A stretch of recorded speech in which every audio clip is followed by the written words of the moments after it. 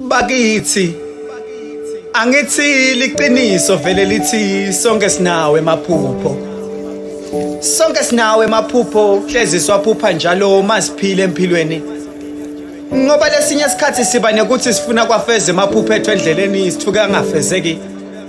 Emaphupho ethu sangasaphaphami emcondweni kube nokuthi kuyangani.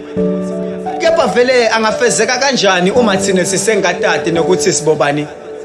Kwawena ungatati kanjani ukuthi ungubani uma usenkayati indzaba yakho? Ngoba mntasekhaya kubita ukuthi uyati indzaba yakho ngoba indzaba yakho ichaza impilo yakho letakukhomba lambo lwakho kuthi ufike elikusaseni lakho masohlangana nenjabulo mhlambe nayo yobe seyishade nempumelelo.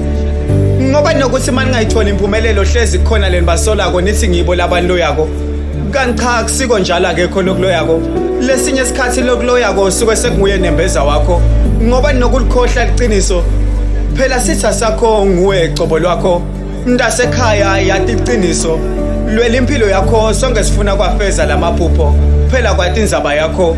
Bathi lo ngisonkondlo lalela umphefumulo losekelwa inyama liyagcitshwa kulomhlaba ngoba nasabelo sekukhuluma yona iyawusala. Bathi kulenkondlo thimelela yona njalo Lizwe the Poet.